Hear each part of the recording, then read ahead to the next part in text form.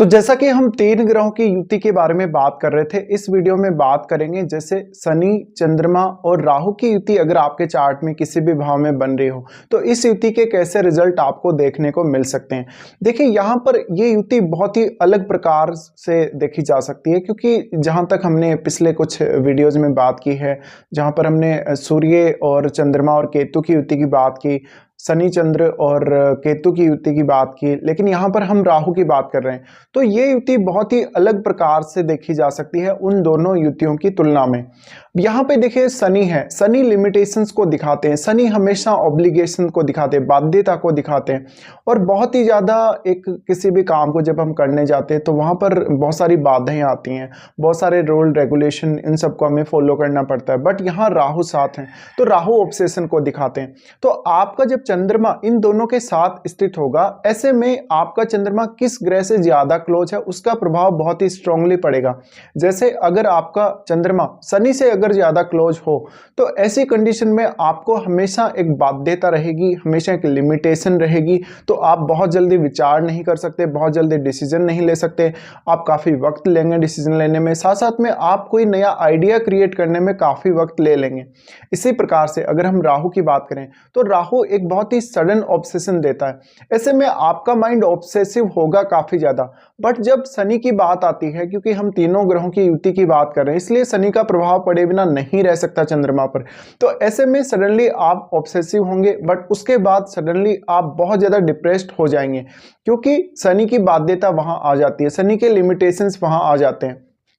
ऐसे में चंद्रमा जब इन दोनों के साथ स्थित होते हैं तो चंद्रमा बिल्कुल यहाँ विलुप्त से हो जाते हैं, क्योंकि दोनों का बहुत ही नेगेटिव प्रभाव चंद्रमा पर पड़ता है। हाँ, कुछ केसेस में यहाँ जातक को मेडिटेशन बहुत ज्यादा जरूरी हो सकता है। तो जिस प्रकार से हम जीवित रहने के लिए वायु और जल का भक्षण करते हैं, उसी प्रकार से ऐसे जातकों के लिए मेडिटेशन एक बहुत ही ज़्यादा जरूरी चीज़ हो जाती है लाइफ में।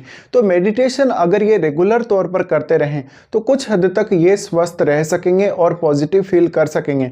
अदरवाइज ये इस प्रकार की युति है जहाँ पर चंद्रमा ऑलमोस्ट ख़त्म से हो जाते हैं, चंद्रमा इतने ज़्यादा डिप्रेशन में आ जाते हैं कि आप अपनी माइंड की जो क्वालिटीज़ हैं, अपनी खुद की क्वालिटीज़ वो एकदम से खो देते हैं। तो ऐसे में कोई पर्सन ऐसा हो सकता है जिसको मेंटल या साइकोलॉजिकल डिजीज हो सकती हैं, जिनका मेंटल बिहेवियर बहुत ही अजीब टाइप का हो सकता है, बहुत ही अद्वितीय प्रकार का हो सकता है। ऐसे जातकों के इमोशंस बहुत ही अनस्टेबल हो सकते हैं। तो ऐसे जातक जब भी किसी के साथ बातचीत करेंगे, बिहेव करेंगे या बोलेंगे कुछ, तो बहुत जल्दी ये डिप्रेशन में आ जाएंगे, एंग्जाइटी फील करने लगेंगे, और कभी कभी बिना कोई बात के भी इन जातकों को एंग्जाइटी फील होगी। ऐसे में इनमें ओसीडी भी हो सकता है, ओसीडी की प्रॉब्लम भी ऐसे जातकों को आती है अक्सर। तो वास्तव में यही वो लोग होते हैं जो वर्तमान समय में, जैसे ज़्यादातर लोग आपने देखा होगा, बहुत ज़्यादा डिप्रेशन से गुजर रहे हैं, तनाव से गुजर रहे हैं, डेली लाइफ के इश्यूज से गुजर रहे हैं। उन जातकों में ये प्रॉब्लम हो सकती है, मेनली जो तनाव का कारण ये कंजक्शन बनता है हमारे जीवन में। ऐसे में देखिए ये तनाव यहाँ उत्पन्न क्यों होता है, ऐसे में हम ये मान सकते हैं हमारी जो एक्सपेक्टेशंस हैं बहुत ज़्यादा हाई होती हैं चंद्रमा के इन ग्रहों के साथ होने की वजह से, और मेनली क्योंकि यहाँ राहु स्थित है। राहु चंद्रमा के साथ जब भी स्थित होते हैं तो चंद्रमा बहुत ज़्यादा ऑब्सेस्ड हो जाते हैं राहु की प्रवृत्ति की वजह से। ऐसे में बाद में जब आप किसी काम को करने का प्रयास करते हैं, किसी काम को करने की कोशिश करते हैं, तो आपके सामने वो एक ऐसी दीवार सी आ जाती है या ऐसी बाध्यता सी आ जाती है जहाँ पर उस काम को लेकर आप आगे नहीं बढ़ पाते। और क्योंकि आप ऑलरेडी ऑब्सेस्ड हैं, इसलिए आपका काम समय पर नहीं बनेगा, इससे आप बहुत ज़्यादा डिससेटिस्फाइड हो जाएंगे। ये आपके मन में बहुत फ्रस्ट्रेशन को भर देगा, और फ्रस्ट्रेशन होने से बार बार जब आप ये सब रिपीट करने लगेंगे तो आपके अंदर बहुत ही नेगेटिविटी आने लगेगी। इवन ऐसे जातकों को जीवन जीने की इच्छा भी नहीं रहेगी। ऐसे जातक वास्तव में रिसर्च या अकल्ट के फील्ड में बहुत अच्छा काम कर सकते हैं, ये काफ़ी मिस्टीरियस हो सकते हैं। साथ ही इनको जो भी माइंड में चीज़ें उपजेंगी, इनके लाइफ के जो भी एक्सपीरियंस होंगे, इनकी लाइफ में जो कुछ इनके साथ घटेगा, वो वास्तव में ये दूसरों को बहुत जल्दी बता सकते हैं, क्योंकि ये अपने जो एक्सप्रेशन हैं, अपनी जो बातें हैं, अपने जो विचार हैं, उनको कभी भी छुपाकर नहीं रख सकते, क्योंकि राहु चंद्रमा को ऑब्सेस्ड करता रहता है इस वजह से। हालांकि शनि है तो एक लिमिटेशन अवश्य रहेगी, लेकिन ऐसे जातक जैसे हमने पीछे अभी बात की थी शनि चंद्रमा और केतु के कंजक्शन में, वहां बात अलग थी, लेकिन इस कंजक्शन में ये बहुत बड़ा डिफरेंस आ जाता है कि आप अपनी कोई भी बात या अपना कोई भी ऐसा तरीका या अपना कोई भी ऐसा नेचर जो आप दूसरों के साथ बिहेव करते हैं, दूसरों के साथ शेयर करते हैं, वो आप छुपा नहीं सकेंगे। तो सामने आप प्रदर्शित करेंगे, आज नहीं तो कल करेंगे। तो ऐसे जातक बहुत जल्दी कुंठाग्रस्त हो सकते हैं। बाद में जब इनका फ्रस्ट्रेशन निकलता है, बाद में जब इनके विचार इनके मन से निकलते हैं, तो एक बहुत ही तेज प्रवाह हो सकता है, जिससे इन जातकों को बहुत प्रॉब्लम हो सकती है। और ऐसे जातक वास्तव में कभी कभी बहुत ज़्यादा अकेलापन भी अपने जीवन में फील करेंगे, और ऐसी कंडीशन में ये किसके साथ समय बिताएं, किसके साथ ये टाइम बिताएं, ये इनको बहुत बड़ी प्रॉब्लम हो सकती है। इसी प्रकार से क्योंकि चंद्रमा माता जी के कारक हैं, ऐसे में माता जी के साथ लगभग इनका रिलेशन खत्म सा हो जाता है। ऐसा हो सकता है कि इनको माता जी का साथ ना मिला हो, साथ साथ में इनका प्रारंभिक जीवन बिना माता के गुजरा हो, या इनको कहीं और आश्रय मिला हो माता जी के अलावा भी। इसके अलावा ऐसे जातकों के अपने रिलेटिव्स से लगभग अच्छे संबंध रहते हैं, लेकिन इनका माता पिता से काफ़ी ज़्यादा प्रॉब्लम हुई रह सकती है, स्पेशली माता जी से। तो यहाँ पे अब आपके लिए ये भी बहुत इंपॉर्टेंट हो जाता है कि ये जो 3 ग्रहों का कंजक्शन है, ये आपके कौन से भाव में बन रहा है। ये जिस भी भाव में बन रहा है, लगभग उन भावों से जुड़े हुए रिश्तों के साथ भी आपका यही हाल होगा, ऐसे ही स्थिति बनेगी।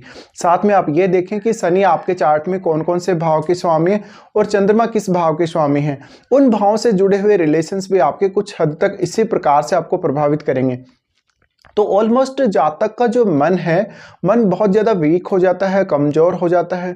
जातक कोई भी निर्णय लेने में, कोई भी विचार करने में बहुत ही डिप्रेस्ड फील करने लगता है। ऐसे जातकों के मन में आतंक की भावना बहुत जल्दी आ जाती है, या इनके मन में भय की भावना बहुत जल्दी आ जाती है। तो ये छोटी छोटी बातों से भय खाने लगेंगे, छोटी छोटी बातों से ये डरने लगेंगे। कोई भी ऐसी छोटी से छोटी घटना या छोटा सा छोटा इवेंट कोई होता है, तो उससे इनको काफ़ी एकदम ऐसी घबराने जैसी स्थिति उत्पन्न होने लगेगी। ये बहुत ही नेगेटिव इम्पैक्ट है इस कंजक्शन का। बट इस कंजक्शन का जो पॉजिटिव साइड है वो ये है कि ऐसे जातक वास्तव में बहुत गहराई तक जाकर सोच सकते हैं, विचार कर सकते हैं, और हालांकि निर्णय लेना इनके लिए काफ़ी कठिन होगा, बट ये डीपली किसी भी विषय पर विचार कर सकते हैं। साथ ही ऐसे जातकों में हमने ऐसा भी कंडीशन देखा है जहाँ पर लोग बार बार सोचते चले जाते हैं, लेकिन लास्ट में कोई फाइनल डिसीजन पे नहीं पहुंच पाते। तो ओवर थिंकिंग का जो सबसे बड़ा प्रॉब्लम है वो भी इस कंजक्शन की वजह से आपके अंदर आ सकता है।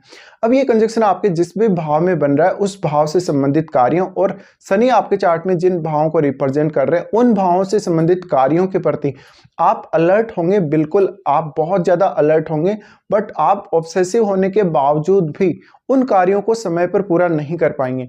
तो हमेशा आपका जो स्पेशली जो कैरियर है, कैरियर पर इस युति का बहुत ही नेगेटिव इम्पैक्ट पड़ेगा। आप थोड़ा सा भी अगर आपके जॉब में कुछ दिक्कत आती है, या आपको अपने वर्क प्लेस पे समस्या आती है, तो अपना जॉब छोड़ देंगे और आप अपना खुद का काम भी नहीं कर सकते, क्योंकि आप सेल्फ कॉन्फिडेंस लेकर नहीं आ सकते अपने अंदर। तो ये एक बहुत ही नेगेटिव साइड है इस कंजक्शन का। साथ साथ में देखिए, क्योंकि चंद्रमा ऑलमोस्ट यहाँ पर काफ़ी प्रभावित हो जाता है दोनों ही ग्रहों से, ऐसे में जातकों में जो नॉर्मल जिस प्रकार से इनकी एज होती है, जैसे किसी का एज है 40, किसी का एज है 35, या 40 से भी अबव कोई पर्सन हो सकता है, बट इनमें अपनी जितनी एज है उससे छोटी एज के लोगों जैसे बिहेवियर हो सकते हैं अभी भी, या ये जब किसी के साथ बिहेव करेंगे तो ऐसी प्रवृत्ति सामने आ सकती है। ऑलमोस्ट हम ये बोल सकते हैं कि चाइल्डिश नेचर जैसा बिहेवियर कर सकते हैं, छोटी छोटी बातों पर डिप्रेशन में आ जाना, छोटी छोटी बातों पर भय खाना, ये सब। तो ऐसे जातकों के लिए वास्तव में बहुत ज़्यादा शांति की ज़रूरत है लाइफ में, बहुत ज़्यादा कूलनेस की ज़रूरत है। वास्तव में इन जातकों के लिए मेडिटेशन, ध्यान साधना करना ये बहुत ही ज़रूरी हो जाता है। अदरवाइज ये अपनी लाइफ का जो पॉजिटिव पहलू है वो कभी भी देख नहीं पाएंगे। लेकिन इन जातकों में एक बहुत अच्छी जो कला है, या बहुत अच्छा एक गुण होता है कि ये पारलौकिक अनुभव बहुत जल्दी कर लेंगे। इनका सिक्स सेंस बहुत डेवलप हुआ हो सकता है, इनको ध्यान साधना का या पूजा पाठ का रिजल्ट बहुत जल्दी मिलेगा। तो ऐसे जातक रिसर्च और अकल्ट में, मिस्टिसिज्म में बहुत ज़्यादा अच्छे हो सकते हैं, बट बाकी का जो इनका लाइफ है वो काफ़ी ज़्यादा प्रॉब्लम से घिरा हो सकता है।